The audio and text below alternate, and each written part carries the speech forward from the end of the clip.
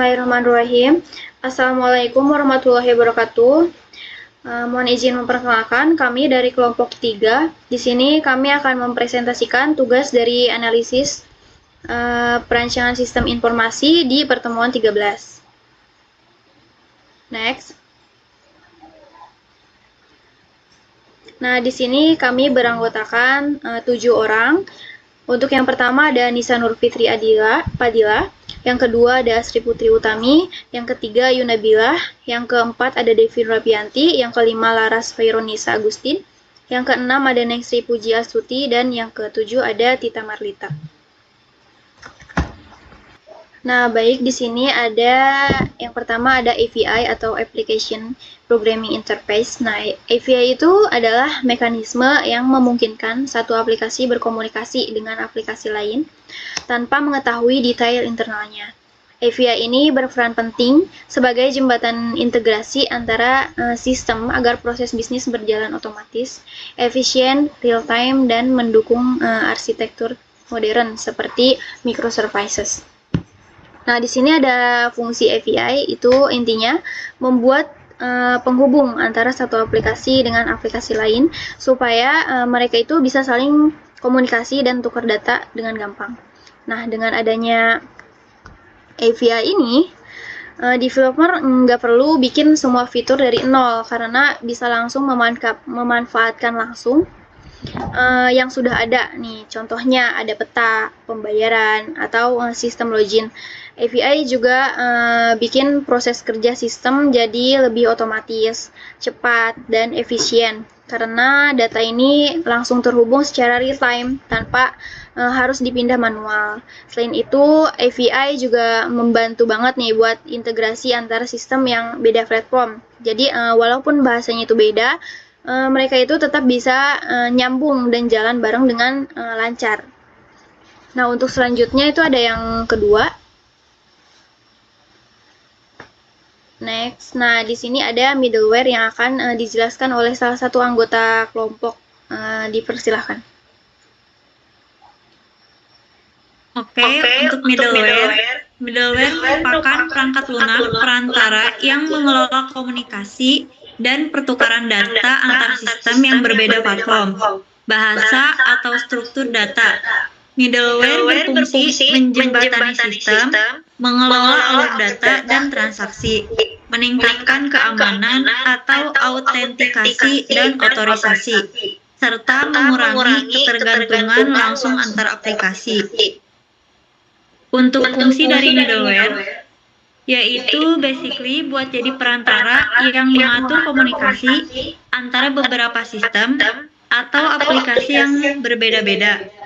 Jadi kalau ada aplikasi front-ended, back-end, database, atau layanan lain yang harus saling terhubung, middleware membantu mengatur ulang data agar rapih dan tidak saling nabrak. Middleware juga membantu menjaga keamanan, mengurus autentikasi, dan izin akses.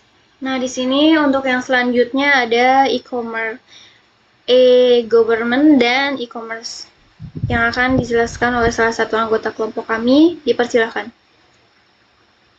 Di sini saya akan menjelaskan e-government dan e-commerce, di mana e-government berfokus pada pemanfaatan TIK untuk meningkatkan kualitas layanan publik, transparansi, efisiensi, dan partisipasi masyarakat melalui sistem digital yang terintegrasi, di mana fungsi e-government untuk membuat layanan pemerintah menjadi lebih gampang, cepat, dan tidak ribet. Dengan sistem digital, orang bisa mengurus pajak, KTP, BPJS, izin, dan lain-lainnya tanpa harus datang ke kantor dan mengantri lama. Selain itu, e-government juga bantu pemerintah menjadi lebih transparan dan data lebih rapi, dengan proses kerja lebih efisiensi karena semuanya sudah terkomputerisasi dan terintegrasi. Lalu, e-commerce adalah aktivitas jual beli secara elektronik yang melibatkan sistem terintegrasi seperti manajemen produk, pembayaran elektronik, logistik, dan layanan pelanggan, di mana fungsi e-commerce mempermudah proses jual beli secara online. menjadikan orang bisa mencari barang, bandingin harga, pesan, bayar, sampai barang dikirim semuanya lewat aplikasi atau website tanpa harus ke toko. Untuk penjual juga bisa menguntungkan karena bisa terjangkau lebih banyak pelanggan serta stok barang lebih gampang diatur, di mana proses transaksi jadi lebih cepat serta terkelola dengan baik lewat sistem yang sudah terintegrasi. Next, di sini yang keempat ada dokumen kebutuhan sistem yang akan dijelaskan oleh salah satu anggota kami. Dipersilahkan. Baik, di sini ada dokumen kebutuhan sistem. Di sini dokumen kebutuhan sistem menjadi acuan utama antara pihak bisnis, pengguna, dan tim teknis agar sistem sesuai tujuan organisasi. Dua dokumen penting adalah BRD Business Requirement Document berisi kebutuhan bisnis tingkat tinggi, fokus pada apa yang dibutuhkan bisnis. Yang Functional Specification Document menjelaskan fungsi sistem secara rinci berdasarkan BRD, fokus pada bagaimana sistem bekerja dari sisi. Baik, di sini ada Business Requirement Document yang bisa disingkat BRD. BRD bertujuan untuk menjelaskan permasalahan dan kebutuhan bisnis, menyelaraskan sistem dan strategi organisasi, serta menjadi dasar dokumen teknis lanjutan. Di sini ada struktur BRD, umumnya mencakup pendahuluan, tujuan bisnis, ruang lingkup, stakeholder, kebutuhan bisnis, asumsi dan ketergantungan, serta risiko bisnis. Di sini juga ada fungsi BRD atau bisa disebut Business Requirement Document. Fungsinya itu untuk menjawab apa butuhkan bisnis atau user dari sistem yang mau dibuat. Jadi dokumen ini fokus ke maunya ini bisnis apa, bukan cara bikinnya gimana. BRD dipakai buat nyamain pemahaman antara pihak perusahaan, user, sama tim pengembang supaya semua punya gambaran yang sama tentang tujuan sistem, masalah yang diselesaikan, dan manfaat yang pengen dicapai. Dengan BRD, proyek jadi lebih jelas arahnya dan nggak melenceng dari kebutuhan asli. FSD, Functional Specification Document. FSD menjabarkan spesifikasi fungsional sistem secara detail, termasuk aktor pengguna, modul sistem, aturan bisnis, dan kebutuhan non-fungsional, seperti keamanan dan performa. Di sini juga ada fungsinya. FSD berfokus ke cara sistemnya bakal kerja kayak gimana.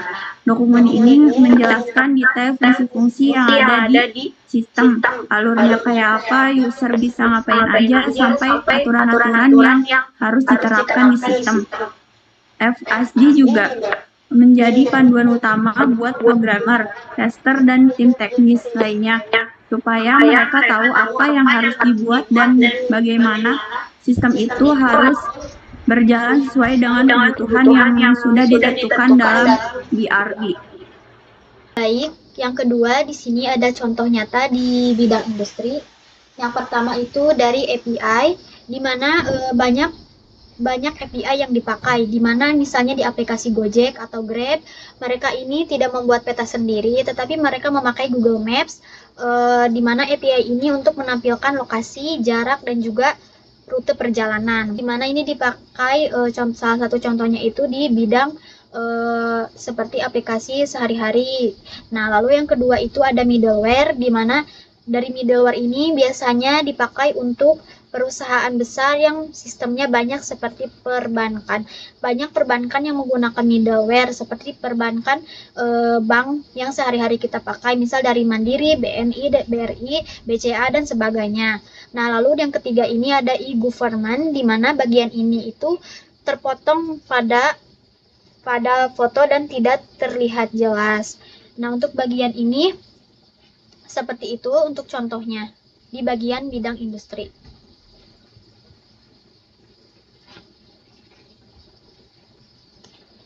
Baik, selanjutnya ada tantangan yang mungkin muncul pada saat implementasi analisis perancangan sistem informasi. Yang pertama ada kesulitan dalam memahami kebutuhan pengguna. Salah satunya, yaitu menjadi tantangan terbesar dalam implementasi APSI adalah memahami kebutuhan pengguna yang sebenarnya. Jika kebutuhan pengguna tidak dipahami dengan baik, maka sistem yang dibangun mungkin tidak sesuai dengan kebutuhan mereka.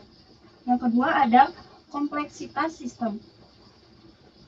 Kompleksitas sistem dapat menjadi tantangan dalam implementasi APSI. Sistem yang kompleks memerlukan analisis yang lebih mendalam dan waktu yang lebih lama untuk memahami dan merancangnya. Yang ketiga ada integrasi dengan sistem lain.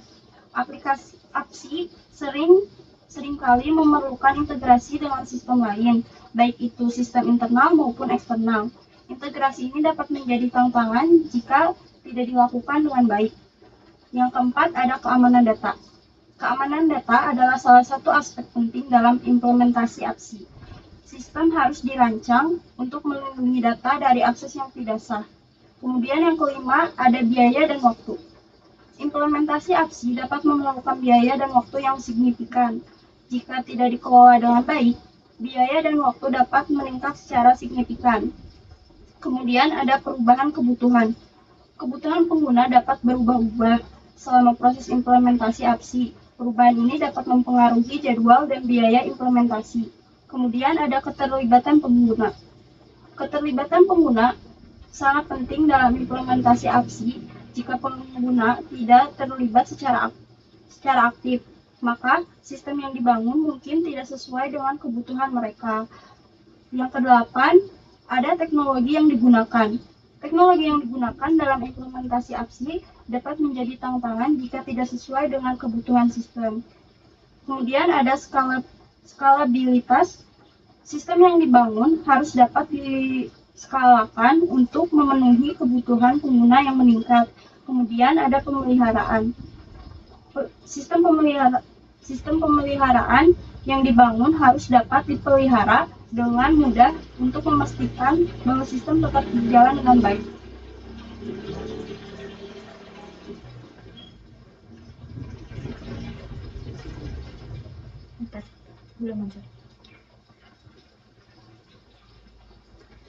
Baik, di sini untuk kesimpulan dari presentasi kami, yang pertama, SI ini merupakan proses yang memungkinkan di mana proses bisnis ini bisa berjalan lebih efisien, otomatis, dan secara real time.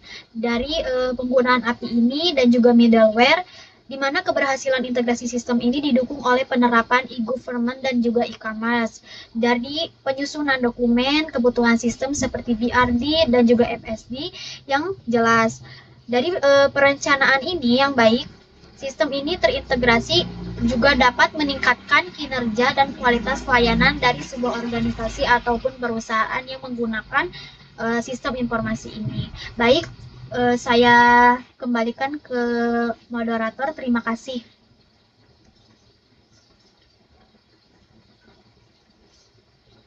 Baik, mungkin hanya itu presentasi dari kelompok 3. Kurang lebihnya mohon maaf. Wassalamualaikum warahmatullahi wabarakatuh.